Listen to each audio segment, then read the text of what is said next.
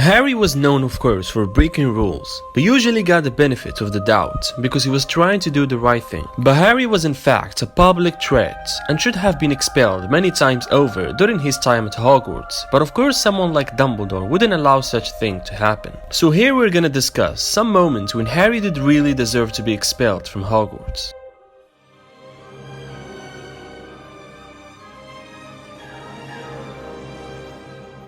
Once he assisted in the cover-up of an illegally kept dragon at the middle of night, McGonagall removed 150 Gryffindor house points, which made him very unpopular.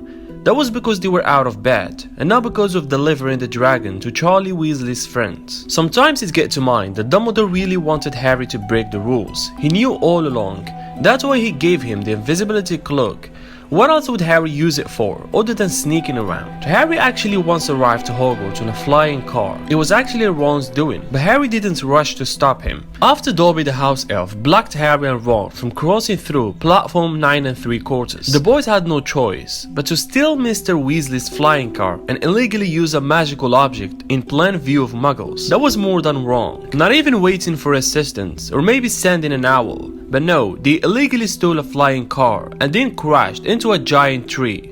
Harry, alongside Ron and Hermione, literally attacked Professor Snape in Prisoner of Azkaban. We all know it was with a good reason. Sirius may be really innocent and Snape is trying to ruin the moment for Harry to find out and so on. But still, that doesn't change the fact that Harry attacks a teacher. No one could possibly get away with that, not even Harry. But yeah, once again I think Dumbledore interfered and explained to Snape the whole thing. Even though I think Snape himself wouldn't let Harry to be expelled from the school, he's got his own reasons. Well, that was attacking a teacher. What about nearly killing a student? Harry really got too far. It's well known that Harry didn't mean it. He was horrified by the whole thing. But cursing someone from a random spell in an old textbook is not only stupid, it shows a dangerous lack of judgment. Harry unknowingly cast Sectum Sempra on Draco, a spell he spotted on in a textbook of a former student, the Half-Blood Prince, under the name for enemies. The curse ended up shredding Malfoy, leaving him bleeding heavily on the floor. Luckily, Professor Snape was nervy and healed Draco, so instead of marching Harry to Dumbledore's office and getting him expelled, Snape didn't actually do anything. He let Harry go free after he nearly killed Draco. Now let's get something clear. I know Harry would never have been expelled. He's the hero of the story,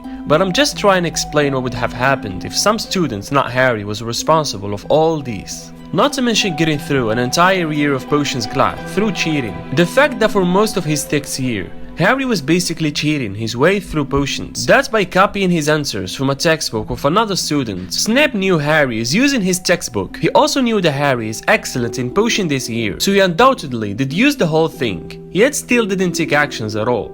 Not to forget the things Harry did with Hermione and Ron that felt like a day routine. Entering the 3rd floor corridor, which Dumbledore forbade getting close to. Entering the Forbidden Forest whenever they failed to. Like in the Chamber of Secrets, to have a conversation with spiders. In the Goblets of Fire, meeting with Hagrid there to see the dragons. And the Prisoner of Azkaban, when they are waiting to save Sirius. But it was Dumbledore who told him to do this.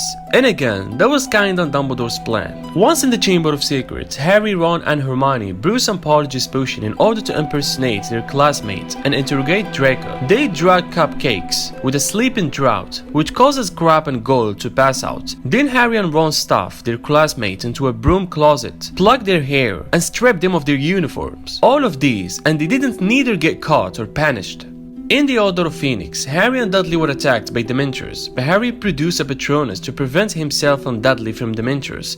This led Harry to attend a trial in the Ministry of Magic, and they were thinking of expelling him from Hogwarts, because no wizard under the age of 17 years old may use magic outside the school. This time, Harry had a reason to use magic. He wanted to protect himself. But back in the Prisoner of Azkaban, Harry literally inflates Aunt Marge after she makes fun of his parents, but he didn't get no trial or punishment. All they did was erasing her memory. Harry opened the Chamber of Secrets in his 2nd year and Dumbledore was like, "You both realize of course that in the past few hours you have broken perhaps a dozen school rules. There is enough evidence to have you both expelled. Therefore it's only fitting that you both receive special awards for services to the school. So it's fine to break the rules as long as you are successful in saving the day."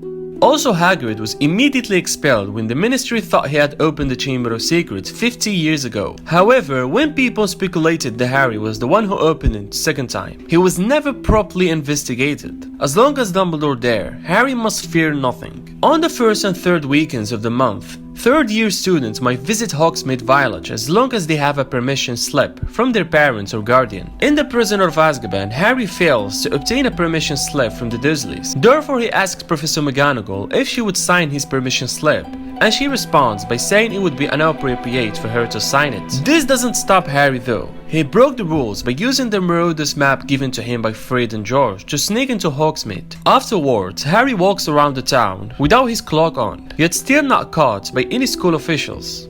If Harry wasn't the boy who lived, he would have been sent back to the Dursleys before he finished his first year at Hogwarts. That was all for today's video. I would love to hear your thoughts in the comment section down below. I hope you enjoyed today's video. If you did, please hit the like button. Thanks for watching and I'll see you again soon.